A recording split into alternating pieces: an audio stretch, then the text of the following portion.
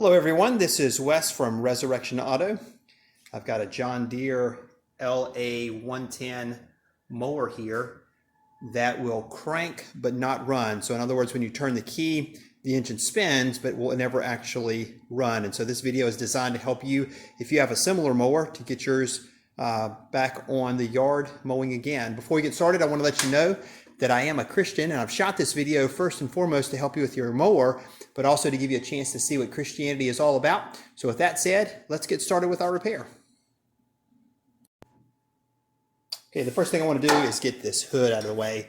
So I'm going to disconnect the wire harness here to the bulbs, and then you can just lift this hood straight off without any mechanical connection. So let me get that out of the way first. Okay, so the first thing I want to do is do some diagnosis here, and I've taken the hood off and also the hood bracket just to get a little better access for a compression tester. It's something you can buy at a local auto parts place for about $60, and I've just got it attached to, of course, the spark plug hole there into the cylinder. Got things all set up. So let's see how much compression this engine is producing, because that will tell you there's a lot of information here. So here we go. You ready?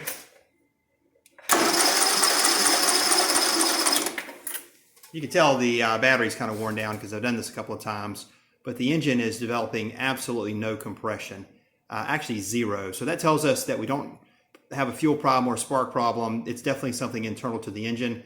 So the next step for this particular engine is going to be to pull the head and see what's going on the inside. So let me get some things ready and we'll tackle that problem. Okay, so I want to get this engine shroud out of the way. There are, I think, 4 bolts that hold it on, 2 here in the front.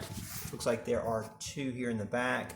And then also the fuel pump is mounted here to it. So I need to remove that as well. And that'll get this shroud pulled up and out of the way. Okay, noticing a couple of things already. A lot of oil around the oil pump, the fuel pump back here. And also a lot of oil up here around the engine. So I think at a minimum, this has a blown head gasket. There could be other problems as well. The next thing we're going to do is remove the 4 bolts that hold on the valve cover gasket and get this guy out of the way. Okay, I've got the valve cover off. You can see the valves there, and when I turn the engine, you'll notice the valves do seem to actuate. So that part of the engine is working. So I'm starting to have more concern about this engine because I can tell on the compression stroke there is no resistance whatsoever from the engine. There's no compression at all. So we're going to keep digging in a little further and go ahead and remove this head. So here's what we need to do. We need to remove the 2 bolts that hold on the exhaust. Get this out of the way. Remove the 2 bolts that hold on the intake and get this out of the way. And then I'm going to loosen these. You've got to hold the center and then loosen the nuts. I can spin the valves out of the way and pull the push rods and try to get an idea of what's going on there, or get those out of the way.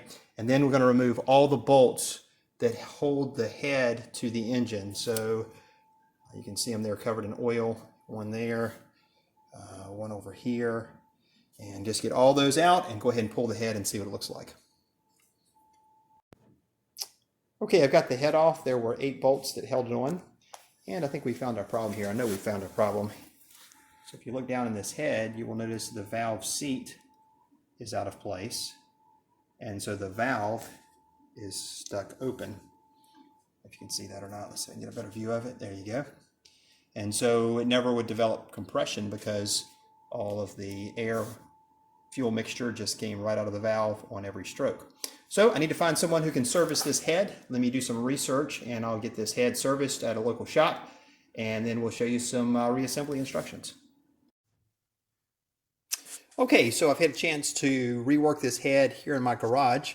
Let me show you what I've done. I cleaned the head using brake cleaner and then ultimately a wire brush to get in here and get all this carbon, or as much as I can, out of there. And then using a Dremel, I cleaned up the inside of the aluminum head where it had been scarred. It was slightly scarred from where the seat was out of place. And then once I had it cleaned up using a socket, I drove the seat back into place, and then using a punch, I punched around the outside to put more pressure on the sidewall of the seat. So now that's back in place. Hope that makes sense to you. And now I'm just getting ready to put the the valve back inside of the head here and put the spring back in. And this head is reworked, and I believe it will run for quite a long time. So let me just get this spring back on, and we'll show you how to put the head back on the mower with the proper torques, specs, and gasket. Okay, so I've got the head back on. I cleaned up the surfaces of the block and the head with a razor blade, and then installed the new gasket on. And then the torque sequence is going to be a little difficult to show you, but I'll do what I can here. So the bottom center first, then the top center next, and then after that is going to be the bottom on the left side, top right, bottom right, top left up here, bottom left, and then left center. And the torque sequence is 150 inch-pounds in that sequence. And then after 150 inch-pounds, you'll do it again with the same sequence at 250 inch-pounds.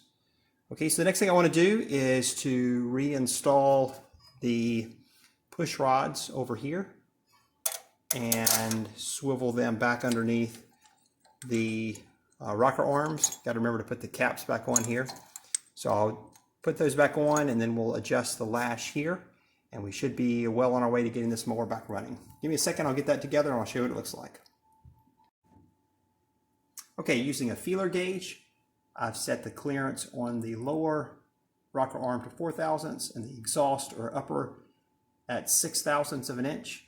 I did this when the engine was just past top dead center, so that neither valve is engaged. And so we've got this now in a place where